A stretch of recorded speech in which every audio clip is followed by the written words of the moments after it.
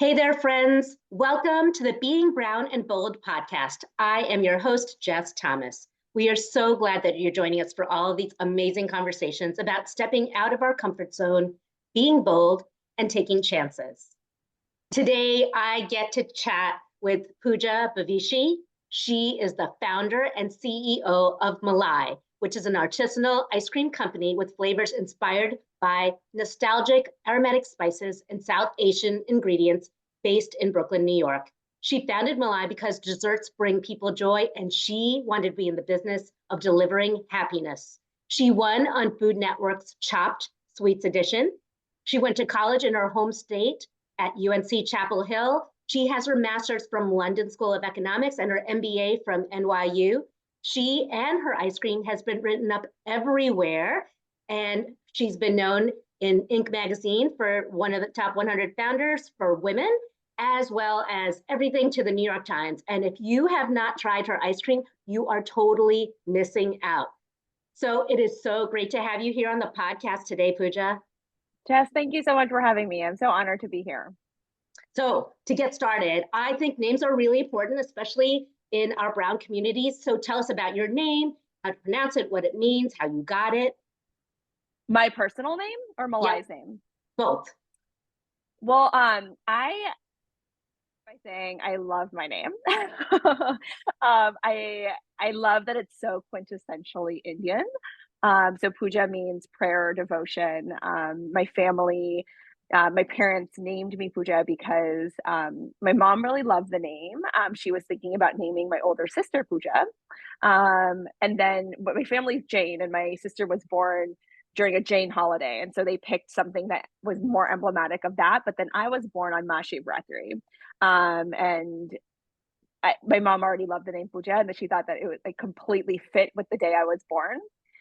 So named me Pooja, and I love it because I love that it's unique. I mean, I've obviously gotten a lot of jokes about it, Pooja, and poo and like stuff like that. But that is something I've always been super confident in, even though I wasn't confident in other things. And I've always loved my name. And then my family's Gujarati, and Bavishi is quite a unique Gujarati name. It's not that common. And the first part of it, Bavish, means 22 in Gujarati. And so my ancestors came from these 22 villages, and they were known as Bavishis. And so I've taken part of that and turned it into the corporate name of my business. So my business is called 22 Desserts. That's so cool. I had no idea. Yeah. Even though we're both Indian, and I don't know if other people realize this, there are so many different cultures within India. And I know zero about Gujarati, about Jain. Like, I grew up in an Irish Italian Catholic neighborhood, and the only Indians I knew were Malayali Christian. And it wasn't until college I met Gujaratis. And over the pandemic, that was one of the things I learned a lot more about on Instagram, following different people about other states and within the states, all the cultures. So that's really cool. I had no idea. That's amazing. Okay, so the ice cream business is called Malai. What does that, because I don't speak Hindi or Gujarati. Tell us about that. So Malai, the truth is that I don't really remember when I didn't call it Malai. I had the idea, I started the business, and it was always called Malai. And so in my mind, I didn't have this like brainstorming session, or I didn't have anything that turned it into Malai. I love the word Malai. It translates directly to cream, but it also can mean the best of something, right? The cream of the crop. And so I love that name for an ice cream business. It also sounds, to me, it sounds so inviting. It's like such a soft word. It sounds a little luxurious. And I wanted the brand feeling to always be like homey and inviting and like comforting. And I felt like the word Malai kind of was representative of all of those things. And so I just knew from the very beginning it would be called Malai. Yeah, I love it too. And then, and even when I see your branding and your packaging, it just looks so beautiful and inviting. So yeah, it is the perfect name. It is the cream of the crop. Thank you. Um, Tell us a little bit about yourself. What does it mean to be Pooja? Man, that's a tough question. I don't know. I think that I've been thinking a lot about who I am in this world lately, especially. And obviously, just like everyone else, my past experiences have shaped me into who I've become. And I think about how, Malai is such a big representation of who I am. But how I got here was just a deep sense of curiosity. I think more than anything, I would describe myself as a curious person. I'm really interested in learning about new things. And I've said this so many times, but if someone is talking about something that they are truly passionate about, whether I care about that subject or not, I can listen to them talk forever. Like I'm just so curious about other people's passions and other subjects. And I certainly when people talk with, excitement and enthusiasm about something, I could listen to that forever. And an example of that is my hairdresser, my person who cuts my hair, absolutely loves blow drying hair. And she loves talking about it while she's blow drying my hair. And I could listen to that like for hours on end. She is so passionate about it. She's just so, so passionate about it. And I love that. I love that like people are able to find that passion. So it took me like, it didn't take me very long to find my passion. I love desserts. I have a very big sweet tooth. I loved baking growing up. I loved making desserts. I love hospitality. I think a lot of people in the food industry, their origin story takes them back to just like really having a deep love of hospitality and like inviting people over, making them happy, making them feel welcome, sharing a part of themselves with them. And I love that from the very beginning. And I knew at some point in my future, I wanted to have this dessert business. I just didn't know what that looked like. And, my life took me in different directions, all of which, like the career that I had, I loved. And kind of running parallel to that, I had this really deep, again, curiosity for my parents' heritage, for my heritage, where my parents grew up, where they brought all of these traditions from. And it was almost as if I grew up feeling like I missed out on something, that like I didn't get to experience what they experienced. I didn't get this full self of like being completely and totally Indian. And it wasn't until that I started Malai where it like felt like me in a product, right? Like ice cream is universal, but it's also so completely Americana. Like anywhere you go, you find people who love ice cream, and you also find ice cream shops, and you find local ice cream shops, and it's so Americana. And to flavor it with Indian spices, it felt like me in a product, but it also felt like the first time that I was embracing who I am, right? Like it was Indian American. Like I am not like, even though I felt this like nostalgia for my parents' culture, like I'm not Indian. I didn't grow up there. And the way I grew up is valid and it's legitimate and it should be celebrated. And so that's what I've always felt that Malai represented.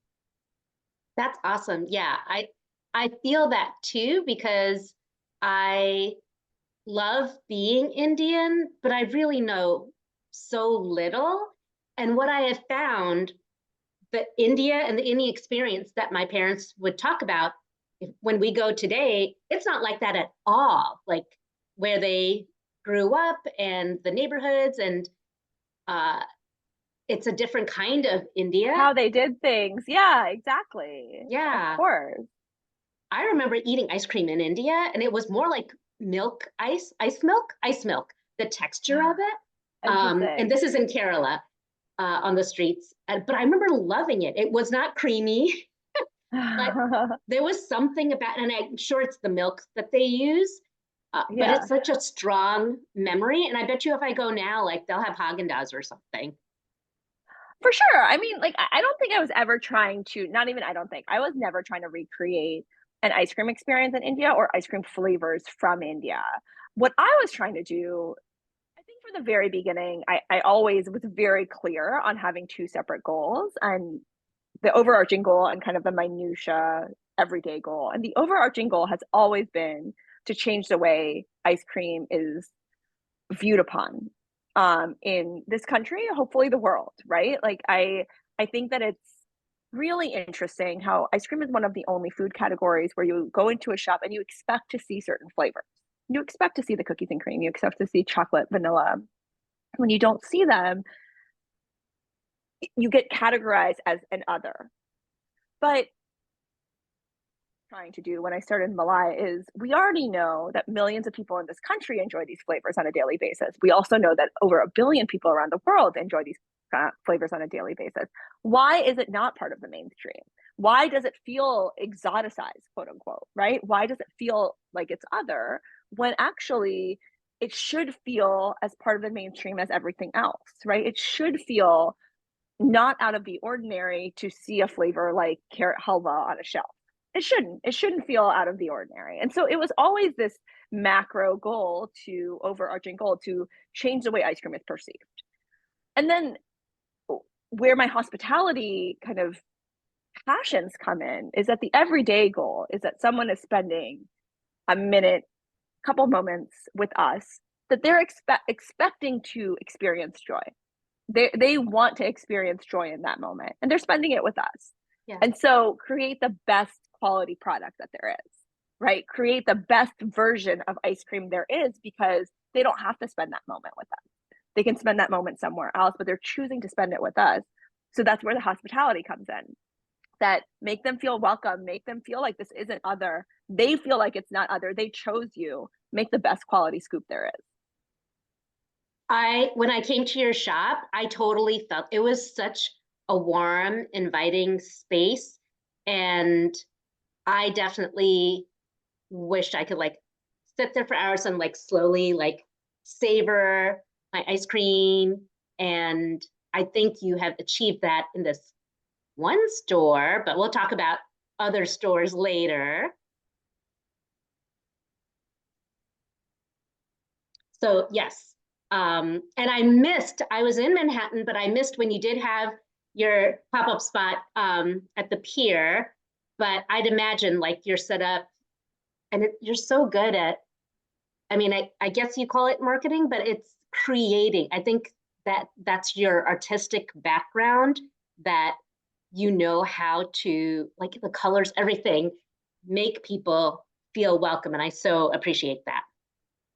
Yeah, I appreciate you saying that. I think that I had a vision of how I wanted the brand to look and feel, but I don't have the expertise in that. And that's where my team comes in, where they are really good at what they do. And they also believe in Malai the way I believe in Malai. And they are the ones that are like on day in and day out executing this vision. Which having a great team, I would imagine, because I know in the early days, it was just you, which is correct. insane. For the first couple of years, it was just me. And we just celebrated our 9-year anniversary. Crazy to think about. Thank you. And yeah, like those early years, I don't know, just the other day, my director of operations was pushing a cooler and he was like, "Do you know how heavy this is?" And I was like, "Actually, I do." Yep. I do, because this is all I did for the first 3 years of Malai. Like I would rent U-Hauls, I would push coolers out, I would, lift them up myself, and like I would build a tent, and it was really, really labor intensive, and it was a lot of hard work, but it was also necessary. Like that was what was necessary at that time, and I'm really proud of those years. I'm glad that we've grown since then. But like those were foundational years for us. So I look back at those fondly. So your ice cream is eggless, and then the old me before 2020 would have been like, oh yeah, because if people have allergies, but I'm guessing that's not the reason why it's eggless. So tell us a little bit like how your cultural heritage has even informed the actual making of the ice cream. Yeah, absolutely. So my family, like I said, is Gujarati Jain. And so a lot of that population is vegetarian and does not consider eggs to be vegetarian. And including a lot of my extended family. So like I am vegetarian myself, but I do eat eggs. But I knew that would be a barrier for a lot of people. And so I didn't feel like it was fair to pull from my culture, to be inspired by my culture, and then make this exact product inaccessible to those people who inspired me.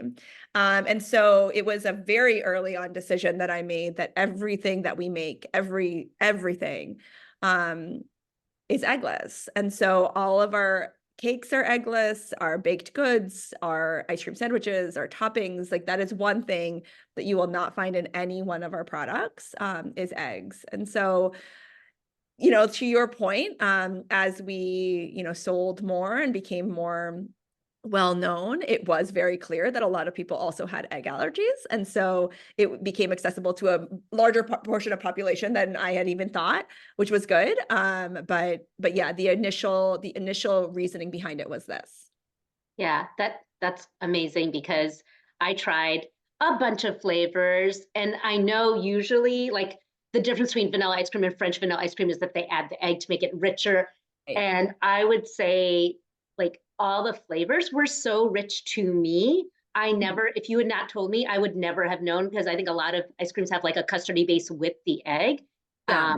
But you captured that magic. I don't know how you did it, but you totally did it. Well, I'll also say that, you know, eggs obviously, like they're a stabilizer and they're an emulsifier. And so they add to the creaminess, absolutely. But they also have a flavor. And so, you know, my whole thing was to highlight these spices, to highlight these South Asian flavors and ingredients. And they were more muted. Like I did try an egg base, like when I first got started, of course, like I was trying everything and then made this decision. But I also noticed that the flavor was more pronounced when I used an eggless base. Oh, that's neat. Okay. I need to, I haven't made ice cream in the longest time. I need to figure out how I'm going to change my way of doing it. I have a cookbook coming out next year.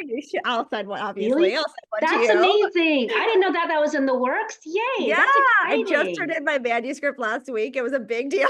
Congratulations. Thank Wow. you. And I know, again, how hard you work. I can't even imagine how many test tries of like every recipe you've gone through for all of that. And okay, here's a question. In general, lots of chefs put out recipes, but is their exact recipe what you put in the cookbook? Because I feel like, wouldn't that be giving away like your secrets? Yeah, well, so no, it's not going to be the exact recipe. And the reason for that is that we're using industrial size machines, right? So like that changes the formula. It is the very exact recipe to the T, the exact recipe of when I was developing our ice cream base. So when I was using a KitchenAid home maker, like a home ice cream maker, what was I putting in there to create this formula for a bigger business? That is the recipe. So it is a foundation of Malai for sure. It is the original recipes of Malai. It will taste the same, but it'll taste like it's a better quality product for a homemaker rather than for like a business. Right. And I know that a lot of people buy cookbooks because they're beautiful and they're inspired, but they like don't actually cook out of it because some people are like, but then you won't go to the business. I'm like, you know, if you're in Brooklyn, you are definitely, you're not going to be like, oh no, I can make that at home. So yeah, yeah, that's exciting. I think well, a cookbook was a dream of mine from for so long. And you can't fear that, right? You can't fear the fact that like, and the thing is that like we are around to provide moments of like surprise and delight and all of those things. So like all of like, you know, all of our flavors are not going to be in there and we're going to keep on creating new things and we'll give you a reason to come to the store. There won't be any reason to not come to the store. But I'm glad that like people who haven't been able to try Malai or it's not as accessible to them, they'll have a way to get Malai closer to them. And you know, my goal is for as many people as possible to try Malai and our recipes. And so this is a way to do that as well. That's awesome. I'm so excited. Okay. When you were little, what did you actually imagine your life would be like when you grew up? Like, did you, Gosh, not like did this. you hope to have an ice cream shop when you grew up and, you know? You know, no, I think that I'm like trying to like put myself in like, you know, 10-year-old Pooja's position. It evolved a lot. it evolved a lot. Like I was so interested in so many different things. Like I thought I wanted to be a doctor, and then I thought I wanted to be a lawyer, and then I thought I wanted to be a policymaker, and then I worked in nonprofits. And I think like gathering all of that knowledge was informed me to who I am today. I don't think I ever dreamt of being a business owner in the sense of like being an entrepreneur and building something. I did think about having my own dessert business and did not equate that to being an entrepreneur, right? Like I really romanticized it to like, oh, I get to make desserts all day. And so like I didn't really like see that through in my mind.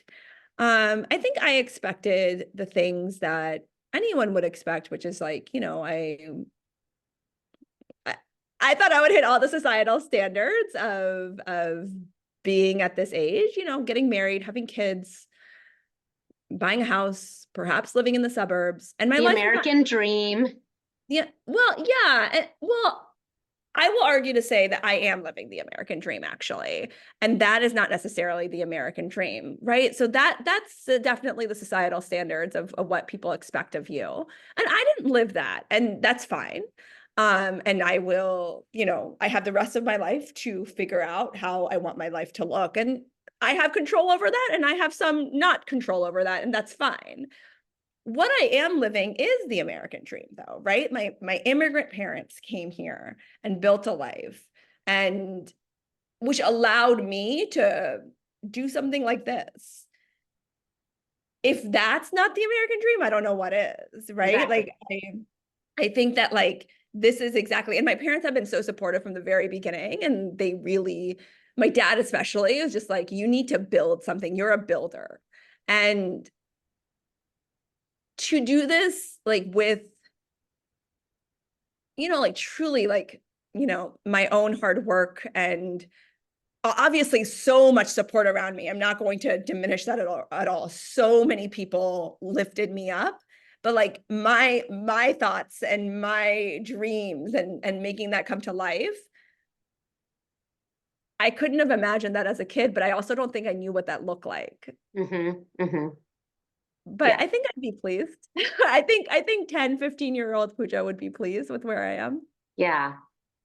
That's so cool.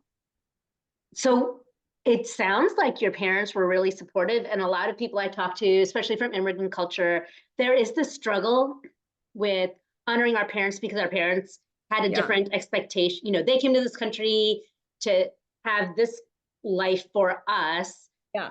And when I've talked to people who have made bold, different choices than what their parents expected, whether it is career, family, whatever it is, they get that rub. Did you ever have a struggle of honoring your parents versus driving towards whatever dream you're driving towards in each stage? Because it's been different each stage. No, I have not had that experience. That has not been my experience. My parents were entrepreneurs themselves. They recently retired. But they were entrepreneurs my entire life. I saw the ups and downs of owning your own business my entire childhood and my entire growing up. I know how difficult it could be. I knew the struggles. I knew the joys. I knew it all. And through that, they were nothing but supportive when I wanted to start my own business. In fact, I think that like, I have to say, like my mom has been my mom is my everything. She is like my emotional support for everything. But my dad, I almost want to say that like, he really wanted me to start my own business. Like he really was encouraging that as much as possible. I had this conversation with him. I know you didn't ask this, so just telling a story really quickly. But I had this conversation with him. I had already, in my mind, I was like moving towards starting Malai. And it was like, you know, it was like that interim period of like, should I actually do this or should I not? And I talked to a lot of people, obviously my parents included. And my dad said to me at that time, he was like, I was in business school at the time. I was in my second to last semester in business school, and I was recruiting for jobs simultaneously as I was like, oh, there's this idea that I have, right? And my dad said to me, you're going to get a job, and then what? And I was like, sorry, Dad, I don't understand what you're saying. And he was like, you're going to make, I don't know, pick a number, $150,000. Then what? And I was like, I'll make $150,000. Really don't understand what you're saying. He was like, the second year, you'll make $200,000. Then what? And I was like, Dad, I think you should use your words. Like, I don't know. I don't know what you're saying. And he was like, it's time for you to build something. You're a builder, build. I need to believe that I'm a builder. And, it feels like he was calling out in you what he saw. Because I think too often, especially if you were the kid that like did all these extracurriculars and worked really hard and all that, and you're just doing all it, which I think as adults, we do that too. And he saw all of that in you and called it out. So it was plainer to your eye, because obviously you are a builder, like all the different components that it takes to build a business where the end result is to serve people, to make them happy. You need those types of skills. And he saw that in you, which is amazing, especially for Indian women. I think so too. I mean, like, I think, we never, in my household, we were never, like, it was never like a step down that I have a sister and it's just the two of us, and that we were women. Like, it was always go after your dreams, dream big, dream as big as you can dream. Like, it was always that. But my sister, I think a lot of second children can attest to this. My sister was the golden child. My sister did everything exactly how you're supposed to do it. And I was like, I often say that I peaked in high school. Like, I certainly was, an overachiever, but not to the level that my sister was. And so this fit me. This fit me, right? Like, to do something, I'm not like, this isn't an advancement in my career. This is actually fulfilling a passion. This is actually, again, going back to building, it is building something, but you're starting from scratch, and it's a puzzle, and you have to figure it out, and you have to be nimble, and there's a grit involved, and there's labor involved, and you have to be quick thinking, and you have to pivot quickly. That's not necessarily a golden child path, right? That's not a golden child route. And so this actually did fit me. So it wasn't even that like my dad saw how, maybe it was, I don't know, this isn't an interview for him, but like, I don't think it's necessarily that he saw what I was doing. I think that this was fitting for my personality. Mm-hmm. Yeah. And obviously it is, because look at you now. And it's so interesting. Some people who listen and they're younger, like 20, college or whatever, I think a lot of people have this expectation that they're going to have it all figured out and they're going to be on the track they're always going to be on when they're 25, when they're 30, that kind of thing, and expect almost like this, I put in the work and then it's going to be slam dunk. And most people I talk to that are 40s, 50s, they're like, no, totally not. And I feel like that's your story too. I feel like you've done significant things in each stage of your life. And so do you think that if someone is listening who wants to be an entrepreneur, start a business, they should have this expectation it's going to take a long time, or can it be a multiple path? I don't know. Yeah, I think that there's no two entrepreneurial journeys that are the same. And obviously we all know about all the unicorns, right? Like, we all know those businesses that went from 0 to 100 within like the first 2 years. I'm not one of them. Malai's not one of them. We've always trended in the right direction. We've had slow and steady growth. We don't have outside VC money. Like, I bootstrapped for a very, very long time.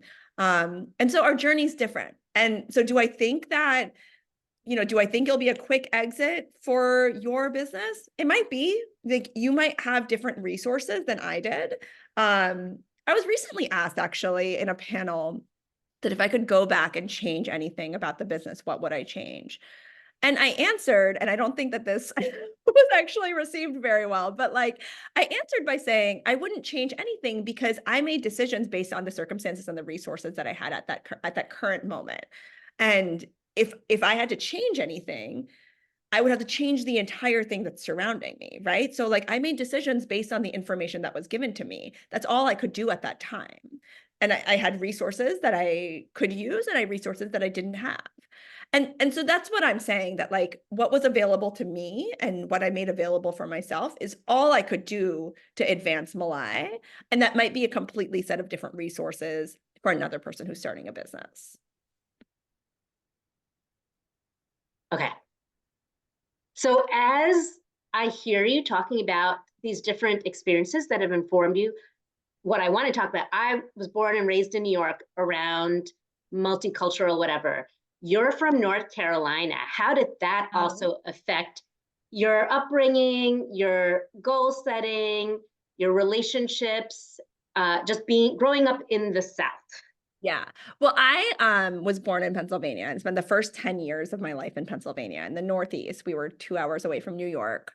And I think that informed a lot of my experience in North Carolina because honestly, like this has a lot to do with my age. Under 10 is a very innocent time. And I don't think people notice their otherness as much as they would as they grow up.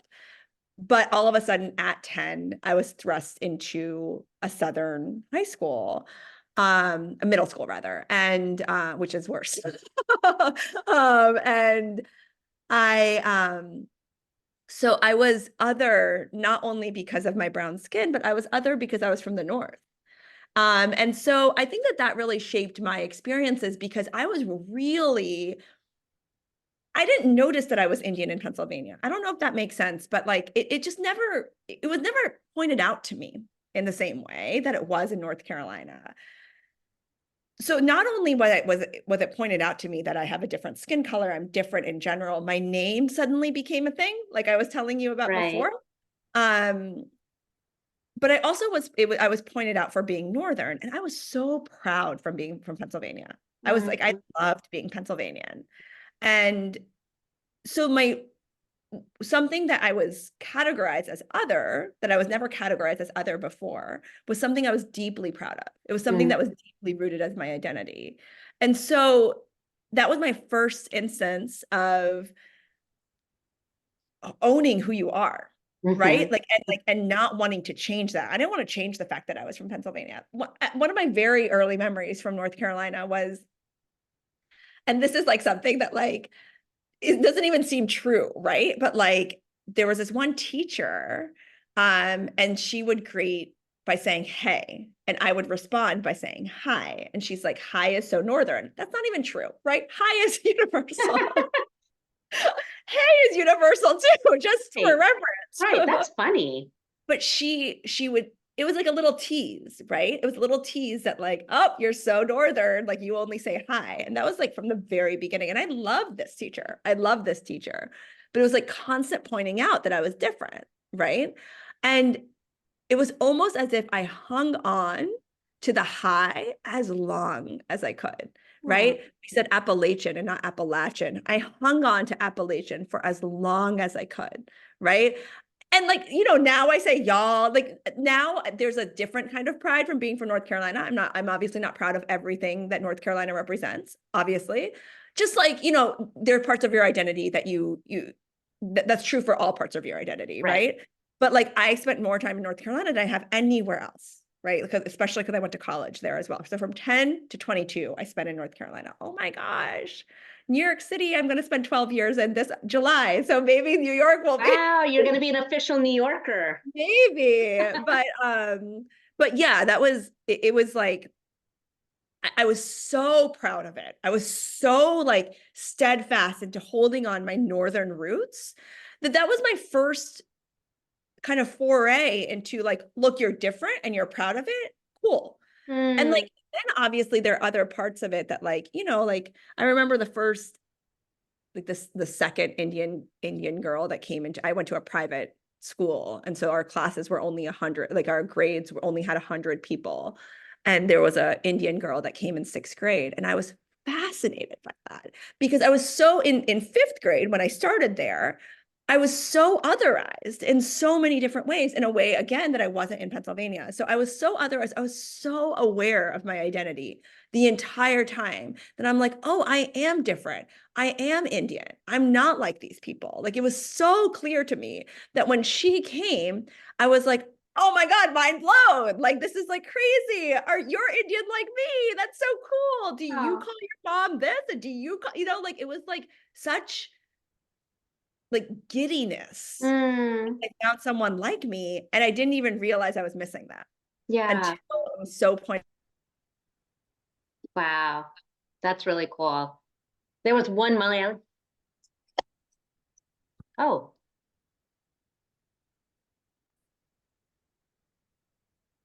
when I was in school, everybody was Irish, Italian, Catholic, and the few Indians that were there in different grades were my cousins.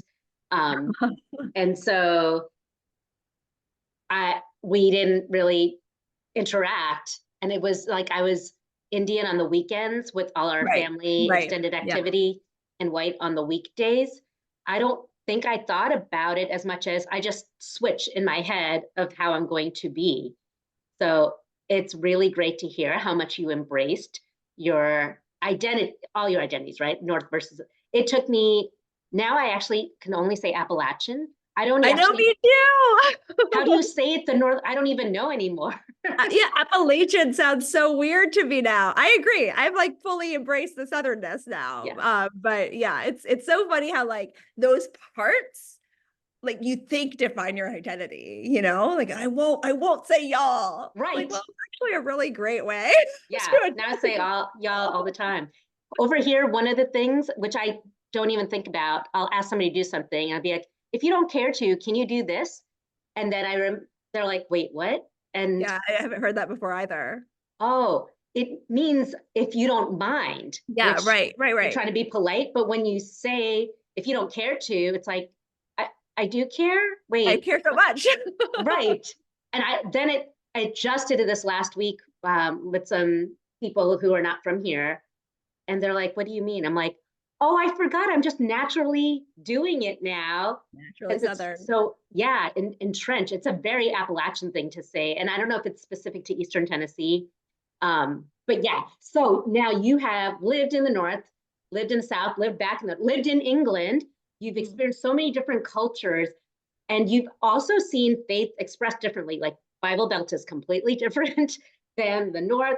Has there been any specific belief system or faith that has actually informed the way you make decisions, the way you look at life? That's a good question. I mean, like, I wouldn't consider myself to be a religious person. I do come from a religious family, not necessarily like both of my parents are. My dad is very religious, my mom's not as much. And but I do, like, my entire family has a lot of faith, like believes, like has a lot, they hold a lot of faith, and that has been entrenched in me. And so not in terms of decisions or anything like that. I think that, like, the way that religion can play into culture is the way that it's worked for me too. That, like, the culture that I come from is Gujarati Jain, and I think that informs my life in a way that culture informs life, but not specifically. Mm-hmm, mm-hmm. Totally switching gears. Yeah. So you and I met because of Chopped connections. So we met at Manish Chauhan's restaurant, and I worked on Chopped. And actually, what's really funny, I didn't really know, I don't have actually Food Network channel. And so I didn't know you won Chopped Sweets. But when we were first opening all our stuff that came from New York so we could film in Tennessee, it was all these Chop Sweets ingredients, and I saw all the different options that Oh, were that's so there. funny. And then I found out you had won. I'm like, wait, an Indian woman won this competition? That's amazing. But you were involved with Food Network even before you competed on Chopped. How did you originally get involved with that? Because I get these questions all the time of like the BTS in the Food Network Sure, world. of course. How did you stumble into that? Yeah. Well, they weren't related. So I was in business school and I was, I entered business school because I wanted to, I didn't have that much business acumen and I wanted this dessert business. Right. And so I felt like I needed that next step and gain those skills before I did that. And so I needed to make a shift. Like I was in urban planning, I was in fair and affordable housing. So I didn't have any food experience, formal food experience. And so I did what a lot of people do, which is like at 29 years old, I applied to be an intern at the Food Network. And I remember the interview and she was just like, the woman was just like, you are overqualified. And I was like, that's fine. Like I'm aware that like my qualifications are not meeting what you need. However, it doesn't matter. Like I need a step into the food industry. And she was like, cool. And so I was an intern and, I did interny things and met a lot of great people. But it was for a semester. And I think that the Food Network was going through a lot of restructuring at the time as well. I was in a very businessy part of Food Network, not necessarily the content part of it. And so like I had a semester with them and I kept in touch with a couple of people, but that was really it. Like that's where it kind of ended. I did a business school project with them, which was cool. And then years later, because this was a couple of years into starting Malai, so I got a cold email being like, we're doing a desserts version of Chopped and would love to interview you. And so I had to go through this entire interview process. And I have to say, Jess, like the entire time of the interview process, like I was just like, why am I doing this? I'm not trained. They're not going to accept me. Why do I keep doing this? I should tell them no. And then when they finally were like, we accepted you, I almost said no. Like I almost said, oh, like I don't want to be on this. It was so like, obviously imposter syndrome comes in so many different ways. I've never felt it so strongly than that entire thing, like that entire experience, because like I was a business owner. Like, of course I like creating recipes and things like that, but that's not what I'm trained to do. And like, to know that like, it was just like, I was going to be so exposed and to, like it was a reflection of me, a reflection on my business. And like, I didn't know if I wanted to go through that. But I felt like I was in too deep. And so I said yes. Like, it was just like, okay, there's like people pleasing part of me. And so I said yes, but like, I truly like was like, what have I gotten myself into? Went through this was October of 2019 that I filmed and had all the rounds. Like the first round, I honestly should have been eliminated, but someone made a mistake. So survived that round. And honestly, the next two rounds, I kicked ass. Like I really like found my footing and like was able to create really great dishes. And the feedback that I got from the judges was really positive. And I won, right? I have this distinct memory of you've been chopped and my dish wasn't there. Yeah. And I wasn't filmed, like they weren't filming me, but if you see it, you can see my like the second half, like the lower half of my face. And it was almost as if you can tell that it hit me that I won. And like you can see my mouth going like, Aw.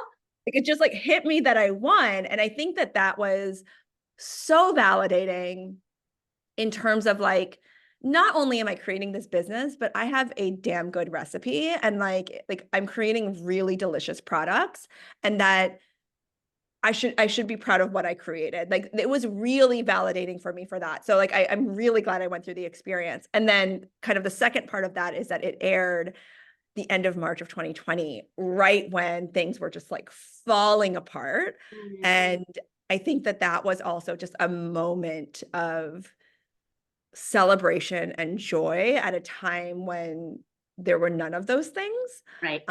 And so like, I think that like both of those, like actually winning in October and then on top of that, for it to be airing right when New York went into lockdown, was really special. That's amazing. And everybody was watching because they were just sitting at home anyway. Everyone was watching. Yeah, I have this crazy story because like obviously that was a really hard time for a lot of businesses, and no one knew how long it was going to last. And so, we had payments, we had, payables, and we had a lot of, but there was nothing incoming. And I remember, like we were like looking at what the aid resources were, and there was nothing really available. Like everything was still trickling in. No one knew what was happening. God, that time was so wild. And I remember that I called up my dad and I was like, "Oh my God, Dad, like if these payables are due, Malai's going to go negative on Monday." And first time ever, right? Like I had worked so hard up until that point, and like first time ever. And my dad was like, "Honestly, Pooja, there's nothing you can do." That's where his faith comes in, right? And Yeah. and he was like, "There's nothing you can do." And I was like panicking, panic, like super panic, like stress beyond belief. And I have this really, really bad habit of not opening my mail when it comes in. And so I have a stack of mail. So I'm like starting to open through it. And the chopped winner's check was there. Wow. And deposited it right away, and was just like, it was this moment of like, Chop save me, like it just like I never was in that position again. Knock on wood, I was never in that position again. And it was just such a relief. And so like Chopped for me was all such positive things in so many different ways. That's amazing. Will your winning recipes be in the cookbook? That's a very good question. So yes and no. There's some of them are. Okay. And some of them are on Malai's menu. Oh, okay. Yum. That's exciting. Okay, so I know when I was cooking on our news station, when I was personal chefing and doing chop, there's this kind of mentality that people have like, oh, like you're on TV, you're famous. What was the reaction to you with the Indian community to your new celebrity status? I think the timing of it was really interesting again, right? So like I had a really great marketing person on board who really capitalized on everything that she could, considering that we weren't open, and that we only really had our nationwide shipping to go off of. But people were really, really supportive and really excited. Like to this day, it's now 4 years later. Like just like we're building out a store in DC. Sorry to give that away. We're building out a store in DC, and our project manager in DC was like, we like I interviewed them and we decided to work together. And then all of a sudden I get a text from her and she's like, "I'm sorry, were you on Chopped? Like you looked so familiar, but she's like, I've watched the episode. My son watches it." Like, it was just like so much like, like that's so exciting. And Yeah. like 4 years later, I love that that's still a thing.